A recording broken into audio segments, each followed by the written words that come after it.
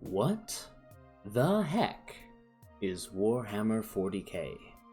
Welcome friends, I'm your host, Vox Calidus, and today I'll be explaining a bit about the Warhammer 40k world. If you know me personally, chances are you've heard me reference this franchise at least once, and by once, I mean more times than any mortal human deserves to suffer through. So now, by popular request amongst friends, I'm finally putting out a video to share with everyone, so that my poor friends never again have to listen to the wealth of lore and entertainment that is, or perhaps was, Warhammer 40k. Let's get started, shall we? Warhammer 40k started out as a strategy game where you collect, paint, and play with a horde of little plastic models. It's like chess, or Risk, but with significantly more elements to worry about. The best description is probably that it's a lot like D&D, except you play with entire armies of units instead of a single character. The idea for the hobby is fairly simple, in and of itself. You would purchase models of your favorite factions from your friendly local game store, glue them together into neat little figures, and paint them to your liking. While this is a lot more effort than simply setting up the pieces to a chess set, this meant that you could customize your army however you liked, encouraging you to take a more personal hand in things. You could mix pieces from multiple models to make cooler looking ones, and then paint them to resemble your favorite army in the lore, or even make up an army entirely of your own design. Some hobbyists prefer sticking to this part of the hobby, creating absolutely gorgeous models. Once your army is assembled, you grab your nerdiest friend and set up your armies on the nearest table. The two of you will throw at least a half-dozen dice at each other and glance carefully at your trusty measuring tape to determine who shoots what and who dies, according to the rules established by the codex you bought for your faction. Personally, one of my favorite parts of playing Warhammer was creating my own army and figuring out how they would fit into the lore of the universe, making the many battles I fought with them part of an overarching narrative, almost as if I was telling the story of a real faction. During our games, my opponents and I would dramatically narrate our fights as if we were describing a real historical event as it happened, keeping track of which characters or models did what, weaving it into a tale that would form the unofficial lore for our own armies.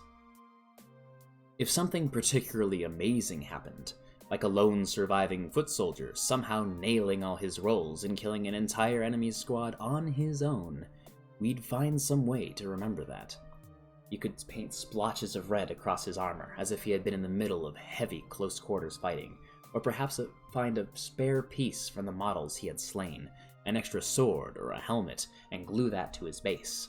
We'd give him a name, and we'd keep track of him in the battles to come. The more we played, the more our armies were less massive bands of nameless soldiers, and more of teams of heroes working together, each with stories of their own. It feels a little like writing a book, but with plastic models and dice instead of a keyboard, and there's a lot less grammar checks.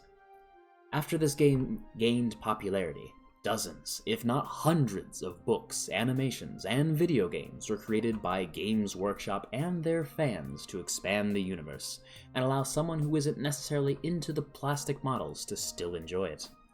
I was originally dragged into this franchise for the lore, but there is plenty more to enjoy if you care to look around. So what is the Warhammer 40k universe? Well, it is extremely expansive, so explaining the lore is no simple matter. For this video, I will only be giving you the briefest of overviews, but I might make dedicated lore videos later on.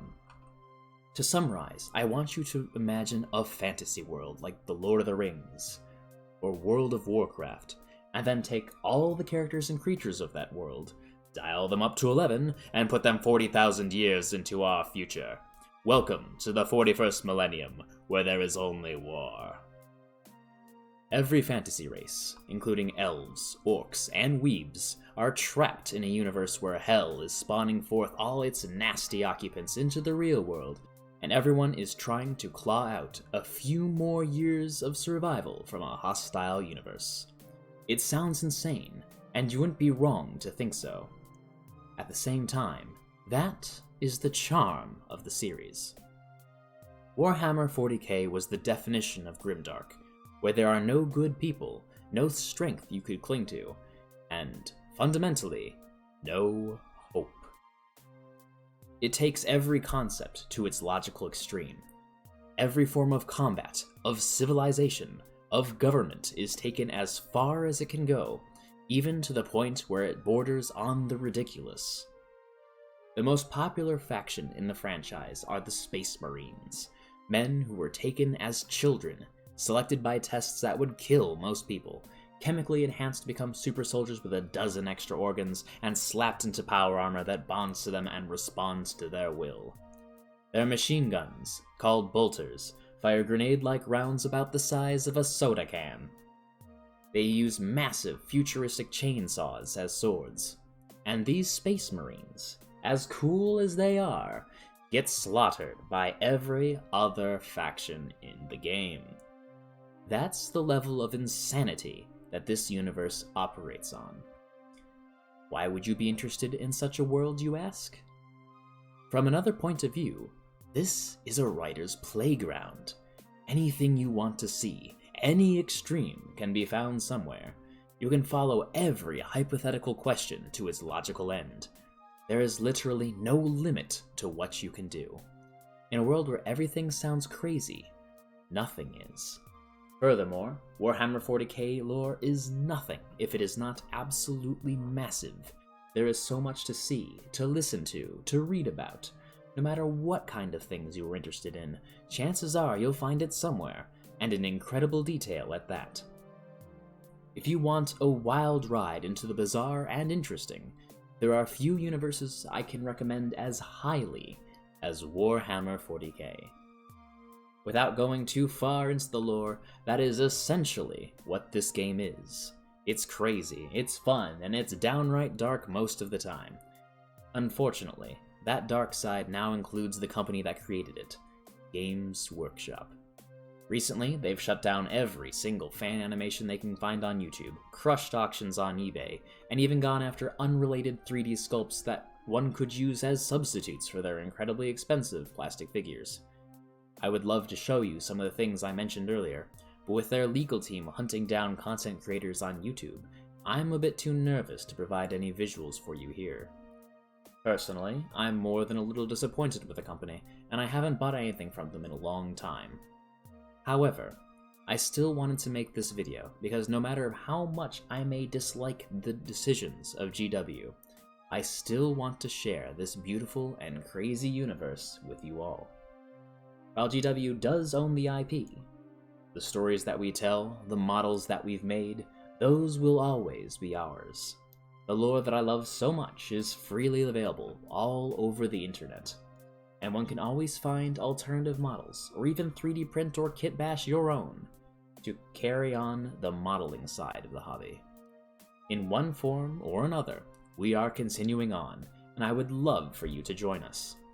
If my little introduction to Warhammer 40k sounded interesting to you, feel free to subscribe and stick around. I do hope to put out more videos about this in the future, every now and then. Or, if you simply cannot wait that long, quite a few YouTubers have talked about these subjects before me. I highly recommend the podcast Adeptus Ridiculous if you're just starting out and want a light view on everything.